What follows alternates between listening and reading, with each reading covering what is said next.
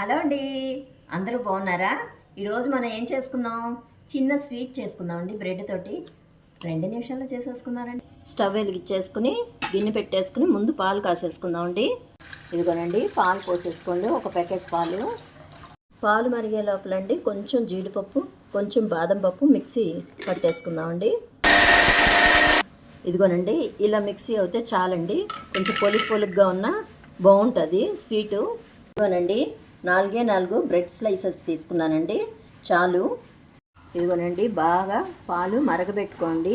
దీంట్లో ఎక్కువ స్వీట్ లేకుండా లైట్ స్వీట్ తోటి చేసుకుందామండి ఈ స్వీట్ని. స్టవ్ వెలిగించేసుకొని పాన్ పెట్టేసేసుకొని బ్రెడ్ పైన ఇలా లైట్గా నెయ్యి వేసేసి కాల్చేసుకోండి. నిదానంగా ఈ గోల్డెన్ బ్రౌన్కి వస్తే చాలండి. ప్లేట్లో పెట్టేసుకోండి. అలాగే 4 పీసెస్ వేయించేసుకుందామండి. అలా ఒక్కోటి గోల్డెన్ బ్రౌన్ వచ్చే వరకు వేయించుకొని, ఇదిగోనండి 4 బ్రెడ్ స్లైసెస్ వేయించేసుకున్నాం కదండి. ఇప్పుడు దాని మీద జామ్ అప్లై చేసేసుకోండి. మన ఇంట్లో ఉన్న ఇంగ్రీడియంట్స్ తోటే మనం స్వీట్ తయారు చేసుకుంటున్నాం అనమాట. 4 స్లైసెస్ మీద ఒక సైడే రాశానండి. దాన్ని ఒకదాని మీద ఇలా పెట్టుకోండి.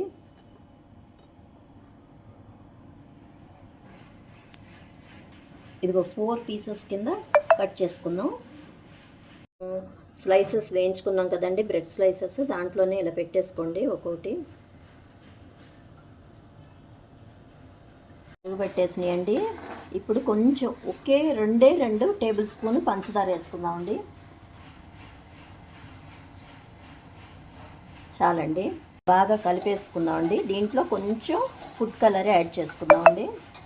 కొంచెం వేడి పాలలో ఇలా పోసేసుకోండి. కొద్దిగా యాలక్కాయల పొడి వేసుకుందామండి సువాసన కోసం. పాలు ఇలా మేగడొచ్చేయాలండి. మేగడొస్తే చాలా టేస్ట్గా ఉంటుంది. కట్టేసుకోండి, ఇంకా చాలు. దీని మీద ఇలా పోసేసుకోండి.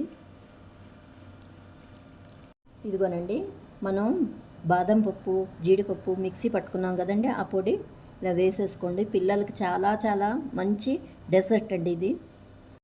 ఒక అరటిపండు చక్కగా ఇలా రౌండ్గా కోసేసుకుని వేసేసుకోండి. పెద్దలు కానీ పిల్లలు కానీ చాలా చాలా ఇష్టంగా తింటారండి. చాలా బాగుంటుంది. ఇదిగోనండి, అన్నీ గాజు బౌల్లోకి తీసేసుకుందాం. ఇది ఫ్రిడ్జ్లో పెట్టుకుని తిందామండి. చాలా టేస్టీగా ఉంటుంది. ఓకేనా? ఇదిగోనండి, మన బ్రెడ్ మిల్క్తో స్వీటు తయారు చేసుకున్నాం కదండి. ఓకేనండి, అన్నట్టు నా ఛానల్ సబ్స్క్రైబ్ చేయండి, షేర్ చేయండి, లైక్ చేయండి.